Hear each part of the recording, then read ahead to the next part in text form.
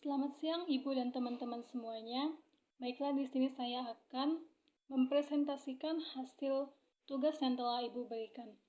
Di sini saya akan menjelaskan tentang bentuk ketahanan ekonomi di dunia globalisasi.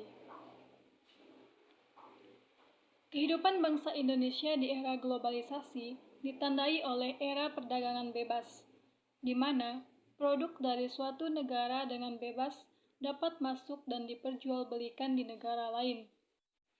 Di era globalisasi saat ini, negara Indonesia banyak sekali memiliki tantangan untuk tetap menjaga ketahanan ekonomi. Munculnya globalisasi membawa pengaruh terhadap sendi-sendi kehidupan dalam hidup bermasyarakat, berbangsa, dan bernegara, sehingga berimbas pada timbulnya berbagai fenomena dalam dimensi kehidupan manusia seperti perkembangan barang-barang, misalnya telepon genggam, televisi, dan internet, yang menunjukkan bahwa komunikasi global terjadi secara cepat dan pasar produksi ekonomi di negara-negara yang berbeda menjadi saling ketergantungan. Menurut Boediono, 2016-285-286 menyebutkan bahwa di era globalisasi ini ada 3 macam gangguan yang dapat mengganggu stabilitas perekonomian, yaitu yang pertama, gangguan yang berasal dari gejolak harga-harga komoditi utama, ekspor dan impor, di mana pada tahun terakhir ini Indonesia menghadapi pelemahan harga komoditi yang berkepanjangan. Seperti yang kita ketahui, sampai saat ini Indonesia masih menjadi pengekspor komoditi yang bersumber dari hasil alam seperti batu bara, kelapa sawit, dan karet. Kelompok gangguan ini disebut sebagai gejolak terms of trade, dengan berbagai konsekuensinya pada sektor real dan sektor keuangan di dalam negeri. Kemudian yang kedua, gangguan yang berasal dari gejolak pasar modal.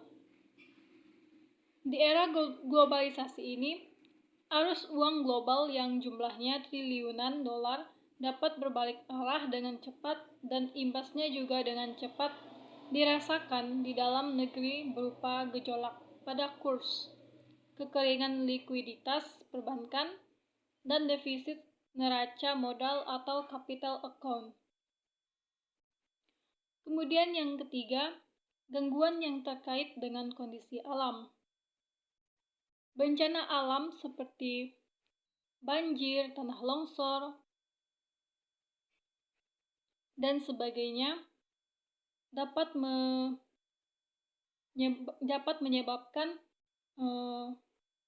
gangguan sehingga dapat mengganggu stabilitas perekonomian.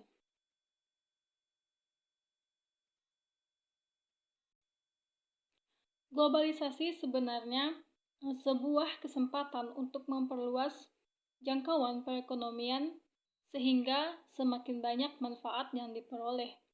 Di antaranya adalah semakin meningkatnya kemakmuran masyarakat, karena masyarakat dapat memilih barang yang lebih baik dengan harga yang lebih murah. Memperluas pasar dari produk dalam negeri disebabkan kebebasan setiap negara untuk memasarkan produknya. Mempermudah pemerintah untuk memperoleh pinjaman dana murah untuk pembangunan. Dan yang lebih penting adalah menyiapkan perangkat pertahanan diri terhadap segala kemungkinan buruk dari globalisasi yang selalu diliputi oleh suatu ketidakpastian. Sekian hasil presentasi yang dapat saya sampaikan. Kurang lebihnya saya minta maaf. Saya ucapkan terima kasih.